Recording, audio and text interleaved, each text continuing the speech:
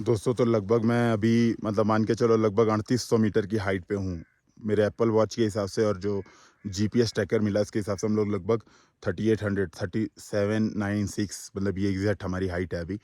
और यहाँ पे काफ़ी बढ़िया मतलब रात में फ्रॉस्ट जमी थी प्रॉपर। ठीक है, ऑक्सीजन लेवल भी अब कम होना स्टार्ट हो रहा है, मुझे ऐसी फील आ रही है। ठीक है, कई लोगों को चक्कर और बाकी चीज़ें होती है यहाँ पे।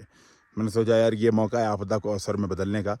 जो गाइडेंस वीडियो कुछ दिनों से रह गई थी उसको बनाते हैं इधर और रिकॉर्ड करते हैं, लोगों से बातचीत करते हैं, दोस्तों से। ठीक है, जो लोग 2024 का अटेम्प्ट देंगे।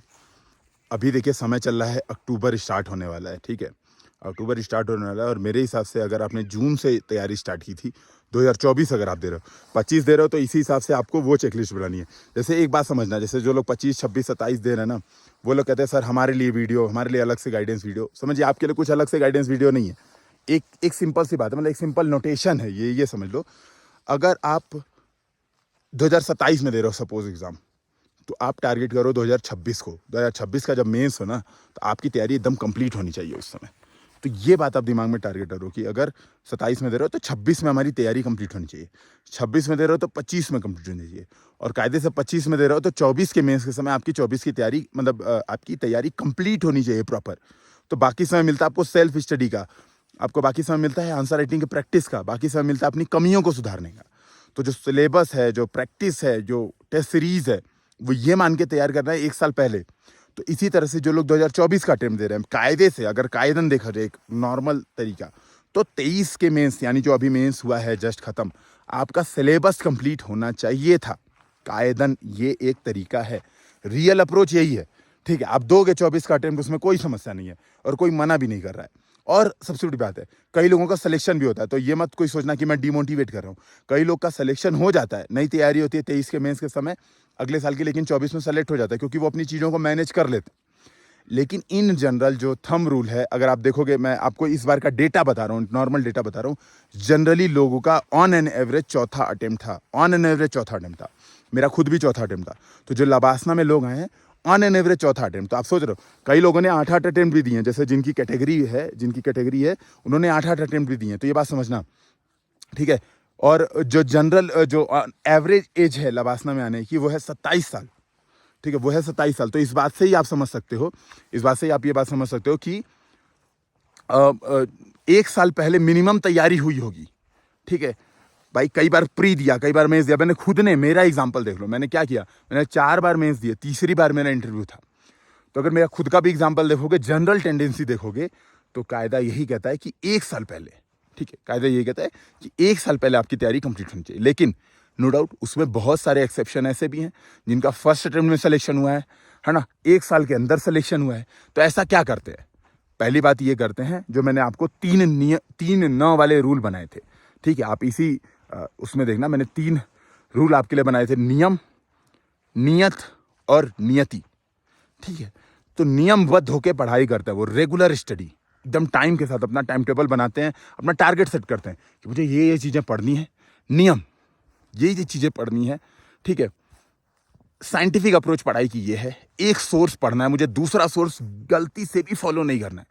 एक सोर्स, ये नहीं कि सर मैंने हिस्ट्री स्पेक्ट्रम से भी पढ़ ली, सर मैंने विजन के क्लासरूम नोट से भी पढ़ ली, तभी मेरे से क्वेश्चन नहीं बन रहे थे, तो सर मैंने दृष्टि के भी नोट्स पढ़ लिए, अभी मेरे से क्वेश्चन नहीं बन रहे, तो सर मैं क्या वाजीराम के पढ़ लूं। ये कभी नहीं। नियम का मतलब यह है एक सोर्स नियमबद्ध होकर पालन करना, समय के हिसाब से टेस्ट देना, हर वीक डिसाइड करना है कि मुझे टेस्ट देना है तो मतलब देना है। अब चाहे धरती फटे, चाहे आसमान हटे, चाहे दुनिया अलग हो जाए, मुझे कोई फर्क नहीं पड़ता। मुझे एग्जाम जो टेस्ट है, जो मैंने टेस्ट सीरीज ज्वाइन की है या फिर जो मैंने मार्केट से चीज़ें उठाई हैं, वो मुझे सॉल्व करना ही करना है। तो ये नियम का रूल है, उनके अंदर नियम बहुत, मतलब आप कह सकते हो रेगुलरिटी होती है। फिर दूसरा रूल है नियत। नियत एकदम साफ होनी चाहिए, नियत एकदम क्लियर होनी चाहिए कि भैया मुझे एग्जाम निकालना है। ठीक है, मेरे पास और कोई रास्ता नहीं है, एकदम मेरा ईमानदारी से, नियत का मतलब वही है, ईमानदारी से मैं प्रयास करूंगा और मुझे एग्जाम पहले अटेम्प्ट में निकालना है। तो ये नियत आपकी होनी चाहिए। ठीक है, ये नियत होनी चाहिए। और तीसरा नियति, नो डाउट कई बार नियम और नियत होती है। जैसे फॉर एग्जाम्पल मैं अपना खुद दे रहा हूं, मैं दूसरे का तो छोड़ दो, मैं नियम का भी पूरा पालन करता था। मैं कॉलेज में था तो मैंने ना फेयर एंड वेयर अटेम्प्ट किया, मैं आपसे ये बात बता रहा हूँ, मतलब मेरे से ही आप सीख सकते हो। मैंने अपने आईआईटी रुड़की का कन्वोकेशन भी नहीं अटेम्प्ट किया था, क्योंकि मेरा मेंस था। ठीक है, मेरा मेंस था, मैंने कहा नहीं मेंस ज़्यादा ज़रूरी है, कन्वोकेशन उतना ज़्यादा ज़रूरी नहीं है। तो मैं नियमबद्ध होके नियत के साथ पढ़ाई कर रहा था, लेकिन नियति उस समय साथ में नहीं थी। नियति चाहती थी कि यूपीएससी हिंदी भी बने, नियति कुछ बड़ा चाहती थी बेसिकली। पहले अटेम्प्ट में सिलेक्शन हो जाता तो हो सकता है इतना बड़ी चीज़ें नहीं हो पाती। ठीक है, इतनी बड़ी चीज़ें नहीं होती। तो मैं यही कहूँगा कि नियति कई बार आपके कुछ अलग करवाना चाहती है, तो इस वजह से हो सकता है सिलेक्शन नहीं होता है कई लोगों का। तो नियम और नियत ये दो आपके हाथ में है, इसको पालन करना है। इसके हिसाब से अगर मैं चेकलिस्ट बताऊं, तो कायदन जो 2024 में दे रहे हैं, फर्स्ट अटेम्प्ट में अगर उनका सिलेक्शन होना है, देखो रियलिटी तो यही है। नहीं मानना है, आपको हाथ पैर मारने हैं, आपको कुछ ऊट-पटांग हरकतें करनी है, आप कर सकते हो। जैसे कई लोग कहेंगे सर अभी से मैं तैयारी स्टार्ट करूँ, क्या मेरा 2024 में यूपीएससी हो सकता है? अब यार मैं क्या बोलूँ? मतलब इस प्रश्न का आंसर जब मैं मना कर रहा हूँ ना, मैं क्या आंसर दूँ आपको? तो आपको ये बात समझ जानी चाहिए कि इसका आंसर क्या है। ठीक है, ये बात आपको समझ जानी चाहिए, क्योंकि हम क्या करते हैं, हम जनरली उन लोग को देख के मोटिवेट हो जाते हैं जो लोग डाल देते हैं कि मैंने 2 महीने में, मैंने 12 दिन की तैयारी में मैंने यूपीएससी निकाल दी। हम क्या करते हैं, जनरली हम उन लोग को देख के बहुत मोटिवेट हो जाते हैं कि 12 दिन की पढ़ाई में यूपीएससी निकल गया। ठीक है, 1 महीने की तैयारी में मैंने मेंस फोड़ दिया। ठीक है, मैंने क्या कहते हैं ऑप्शनल जो है 2 महीने में फोड़ दिया, मैंने 1 महीने में ऑप्शनल कंप्लीट कर लिया। ठीक है, उन लोग को देख के मोटिवेट हो जाते हैं हम, है ना? तो मेरे हिसाब से रियलिटी ये नहीं है। अगर आप अभी तैयारी कर रहे हो, मेरे हिसाब से आपको बढ़िया सजेशन मैं यही दूंगा कि 25 ट्राई करो, 24 छोड़ दो अगर आप अभी स्टार्ट कर रहे हो। ठीक, जो 24 दे रहे हैं, जिन्होंने जून से मिनिमम तैयारी स्टार्ट कर दी थी, ठीक है, मिनिमम 1 साल का जिन्होंने टारगेट रखा था कि ठीक है मैं 1 साल करूंगा, तो मेरे हिसाब से उनका अभी अगर मैं देखूं, पहला मामला ये क्लियर हो जाना चाहिए कि मेरा ऑप्शनल क्या है, और ऑप्शनल एक बार देख लेना चाहिए एटलीस्ट। अभी अभी आपका अक्टूबर स्टार्ट हो रहा है, आपको ऑप्शनल एटलीस्ट आपके आइडिया में होना चाहिए कि हाँ ऑप्शनल में ये आता है। इस बार का ऑप्शनल का पेपर देखा होना चाहिए। सबसे पहले मैंने ऑप्शनल बात की, ध्यान रखिएगा, मैं और कोई बातें नहीं कर रहा हूँ, क्योंकि हम चीज़ों को एक साथ इंटीग्रेटेड तैयारी करते हैं सामान्यतः। ठीक है, ये बात समझिएगा, प्री मेंस की तैयारी इंटीग्रेटेड होती है। कभी भी दोनों को अलग अलग करके आप नहीं कर सकते कि नहीं मेरा पहले प्री हो जाएगा तब मैं मेंस करूंगा। तो पहली बात, आपको ऑप्शनल का आइडिया होना चाहिए, आपको पता होना चाहिए कि ऑप्शनल के सिलेबस में क्या है। आपको ये बात भी पता होना चाहिए कि हाँ इस बार का पेपर ऐसा आया था, मैंने देखा इस बार का पेपर, जो मेंस का पेपर है मैंने देखा। दूसरी चीज जो क्लियर है, यूपीएससी की मैं बात कर रहा हूँ केवल, एनसीईआरटी आपकी कंप्लीट होनी चाहिए अभी। अब एनसीईआरटी में कोई डाउट नहीं होना चाहिए कि नहीं यार मेरा ये रह गया एनसीईआरटी में, नहीं। 1 October 1 October is the cut off date. ठीक है, कि आपका वहां पे एनसीईआरटी कंप्लीट होनी चाहिए। मतलब इसके बाद आप एनसीईआरटी नहीं पढ़ोगे, और एनसीईआरटी में क्या कंप्लीट होना चाहिए, एटलीस्ट 1-2 रीडिंग और उसके पीछे के क्विज, ये मिनिमम चीजें हैं जो आपकी कंप्लीट होनी चाहिए। और आपने टेस्ट सीरीज ज्वाइन कर ली हो और आपने पार्ट टेस्ट देना स्टार्ट कर दिया हो, ये चेकलिस्ट ध्यान रखिएगा। तो प्रीलिम्स के लिए आपने टेस्ट सीरीज ज्वाइन कर ली हो, ठीक है, और पार्ट टेस्ट देना स्टार्ट कर दिया हो, और 1-2 आप पार्ट टेस्ट दे चुके हो, नहीं दिया है तो जल्द से जल्द स्टार्ट करना है। तो मैंने ये कहा था कि जब एनसीईआरटी हम कंप्लीट कर लेते हैं तो हम लोग जनरली क्या करते हैं, कोई बेसिक किताबें उठाते हैं। जैसे फॉर एग्जांपल लक्ष्मीकांत पॉलिटी के लिए, ठीक है, हिस्ट्री के लिए स्पेक्ट्रम, जो पूरी किताबें हैं ना, वो पूरी किताबें मैंने ऑलरेडी यूपीएससी हिंदी का जो चैनल है, ठीक है, यूपीएससी हिंदी का जो चैनल है, वहाँ पे ऑलरेडी मैंने पूरी बुक लिस्ट शेयर किया। आप सर्च करोगे ना book list by Gaurav sir, वहाँ पे आपको दिख जाएगा। इवन यूपीएससी हिंदी का जो टेलीग्राम चैनल है, वहाँ पे भी आपको मिल जाएगी सारी बुक लिस्ट। मैंने एक एक बुक बताई है कि किसके लिए क्या बेसिक किताबें पढ़नी है, किसके लिए कौन सा मटेरियल पढ़ना है, करंट अफेयर्स कैसे पढ़ना है, मैंने सारी चीज़ें बताई। मैं अभी बात कर रहा हूँ चेकलिस्ट पे कि जो लोग को 2024 का अटेम्प्ट देना है उनको क्या क्या पढ़ना है, मैं अभी उसकी बात कर रहा हूँ केवल। ठीक है, मैं अभी इधर उधर की बातें नहीं कर रहा हूँ। तो पार्ट टेस्ट आपको देना स्टार्ट हो जाना चाहिए था। अगर आपने नहीं किया तो अब वो जल्द से जल्द होना चाहिए था। इसमें ये करना है आपको। अब देखो सीधी बात है, बेसिक किताब रीड करनी है आपको। वीक में मान लो टारगेट रखना है आपको वीक में, ठीक है, कि वीक में मैं एक पार्ट टेस्ट दूंगा। तो आपको क्या करना है, सपोज स्पेक्ट्रम है, ठीक है, स्पेक्ट्रम है, तो आपने स्पेक्ट्रम रीड करनी है और 200 क्वेश्चन हिस्ट्री के, मॉडर्न हिस्ट्री के 200 क्वेश्चन सॉल्व करना है। इस तरह से पॉलिटी की बुक रीड करनी है और क्या करना है, पॉलिटी के 200 क्वेश्चन 300 क्वेश्चन सॉल्व कर रहे हैं। ठीक है, आर्ट एंड कल्चर रीड करना है, आर्ट एंड कल्चर के 100, 150, 200 क्वेश्चन सॉल्व करने हैं। तो ये आपका चेकलिस्ट है हर चीज का। और क्या करना है, उनके शॉर्ट नोट्स बनाने हैं। शॉर्ट नोट्स मैंने ऑलरेडी शेयर किया है। अगर आप यूपीएससी हिंदी का टेलीग्राम चैनल देखोगे ना, तो वहाँ मैंने शॉर्ट नोट शेयर किया है। उस बेसिस पे शॉर्ट नोट्स बनाने हैं। इससे 2 चीजें हो रही हैं, समझना, इससे 2 चीजें हो रही हैं। पहली बात, आप बुक रीड कर रहे हो। बुक आप केवल प्री के लिए रीड नहीं करते हो, बुक रीड करते हो तो आपके अंदर नॉलेज आती है। नॉलेज प्री मेंस दोनों में काम आता है, पहली बात, ठीक है।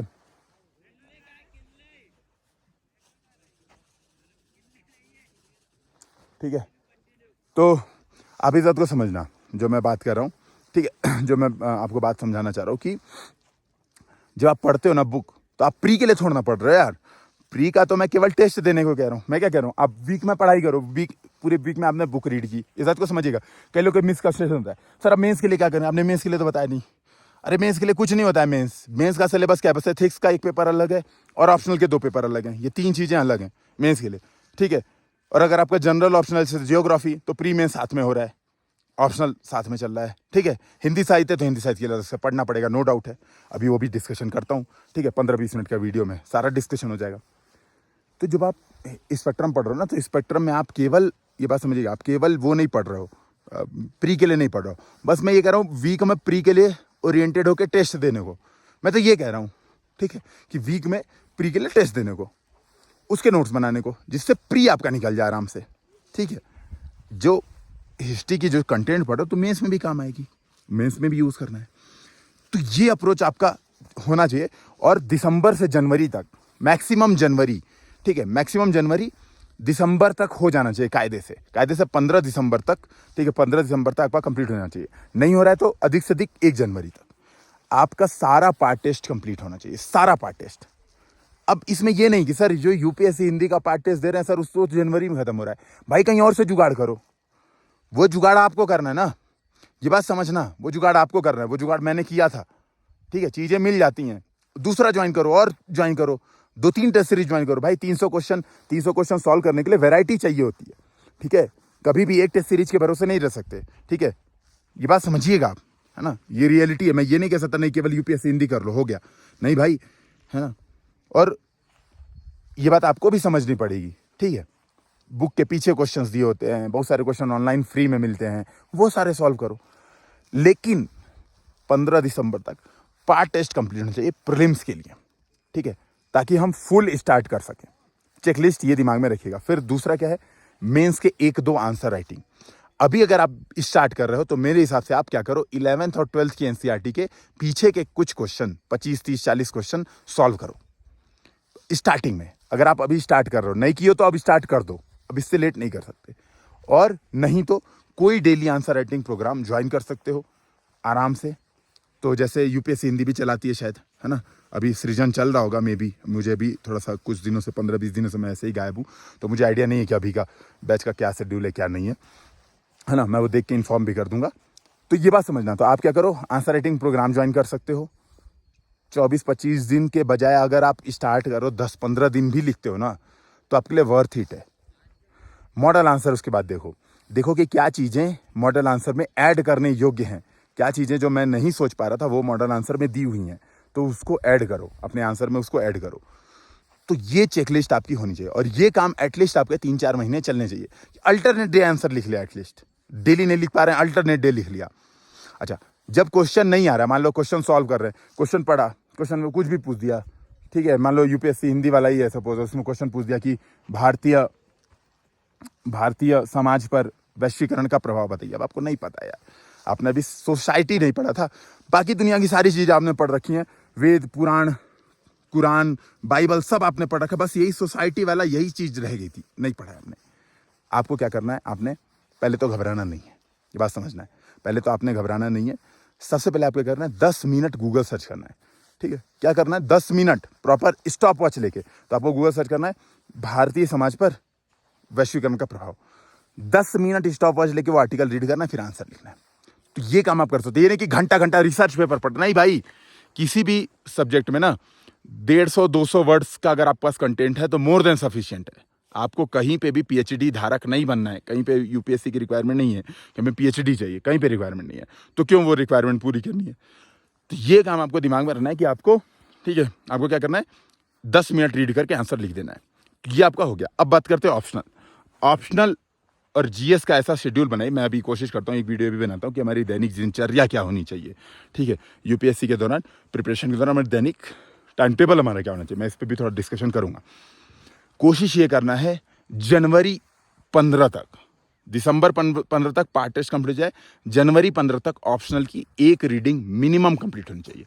तो सपोज आपका हिंदी साहित्य ऑप्शनल है, तो आपने एटलीस्ट सिलेबस के हर पॉइंट कहीं से भी किसी भी सोर्स से, जनरली हम लोग दृष्टि का सोर्स फॉलो करते हैं, जनरली दृष्टि सब लोग फॉलो करते हैं, तो कोई भी सोर्स से एटलीस्ट एक बार रीडिंग कंप्लीट होनी चाहिए।